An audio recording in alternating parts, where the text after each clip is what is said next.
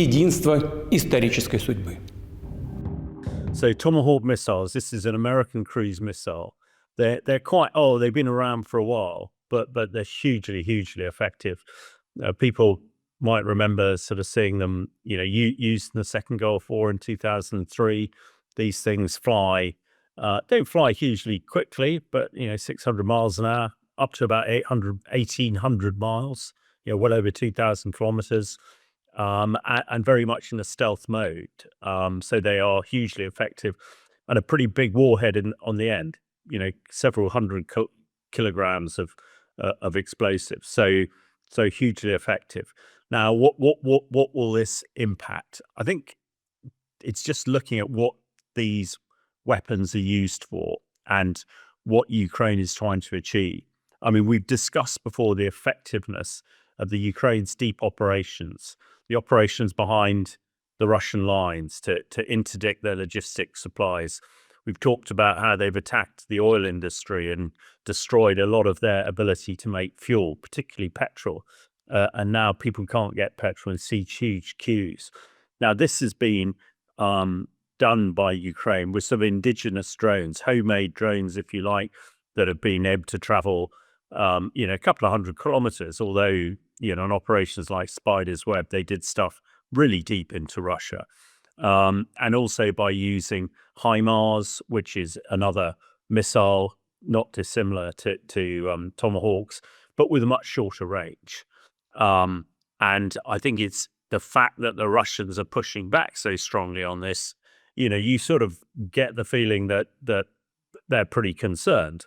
In fact, today we also hear that Putin's announced the biggest conscription enlistment, of men ever. Between now and Christmas, he is bringing 160,000 plus men into the Russian army. Now that sort of strikes as desperation for me. But if we look at the Tomahawks, there's been an awful lot of smoke and mirrors around them. But I think what really worries the Russians and the Kremlin now is that Ukraine has a missile, and through some of the smoke and mirrors, one gets the feeling from what General Kellogg, who's Trump's special envoy to the Middle East, what he's been saying today, what the Vice President JD Vance has said, and what Trump has said, Kellogg has sort of interpreted, which is basically, the Ukrainians are getting or already have cruise missiles. They're going to get the intelligence to use them, and the US is not going to restrict them as they have in the past. So now virtually anything up to 2,000 kilometers plus from the Ukraine border, it is fair game. And I think, what would have been concerned to the Russians is, these things are not very easy to knock down. Russia has some very sophisticated air defense, their S-500s and S-400s, but they're pretty few and far between. And I'm sure that the Russians are concerned that they are not going to be able to hit many of these cruise missiles. And the specter of the Ukrainians putting one through the front window of the Kremlin. And a few weeks ago, people might remember that Trump asked Zelensky if he was going to do that. Well, he might well have the capability to do that. And, quite a frat from, the Russian hierarchy being worried for their own safety. The view of it, the metrics of it, you can imagine, the Kremlin's right in the center of Moscow, big shiny place. That goes up in smoke, then, Putin might well follow. Well, so it really extends the range. That's the main thing. Ukraine very effectively is striking 200 to 300 kilometers, sometimes a bit more into Russia. This really extends it beyond 2,000 kilometers. So, deep into Russia. Russia keeps pushing back its logistics modes further and further from the front. And the more it does that, the more difficult it is to get stuff there. So it's really restricting the way that the Russians can operate. So I think that is hugely significant.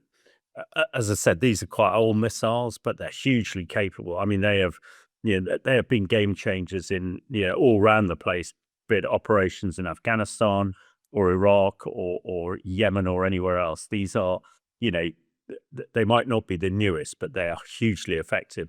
And although they've been around for 20 years or so, like all of these things, they'll be updated all the time. And the key to their effectiveness is the intelligence that comes with them, that we understand the Americans again keep handing over.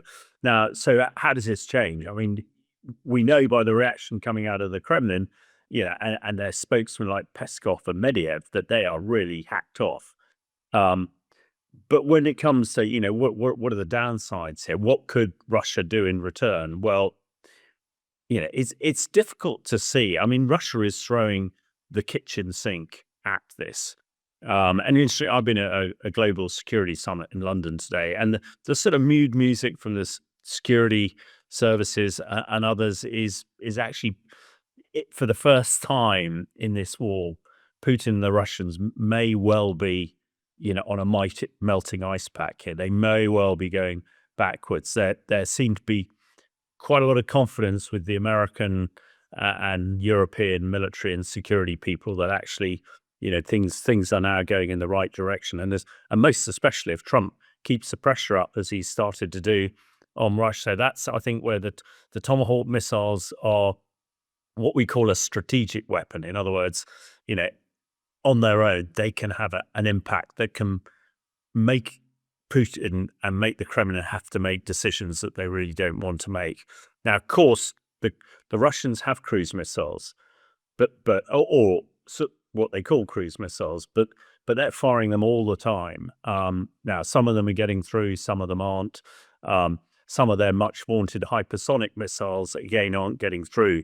And Ukraine is using a lot of air power to knock them down.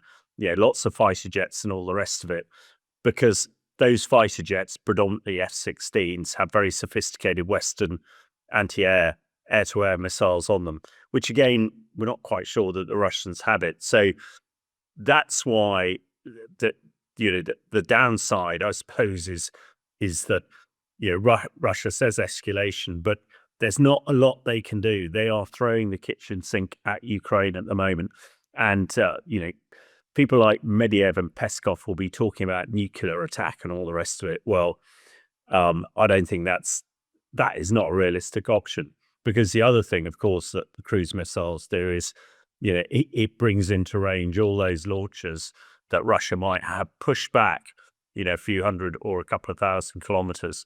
They're all in range now. And one must assume that if the Americans are giving them intelligence, then they will be able to hit those launchers. So yeah, I think it's going to really hack off the Russians. But of course, what everybody wants is a ceasefire and peace. And one just gets the feeling that the Russians are starting to go backwards. And if this was any other country in the world, you would say, well, they must be close to a peace deal and a ceasefire. But we know the Russians aren't quite like that. But I personally think, having looked at this war very closely after 3.5 years, that this could be a very significant addition to the Ukraine armory. And it is, we always talk about a death by 1,000 cuts. This cut is a deep one. This is going to really hurt the Russians.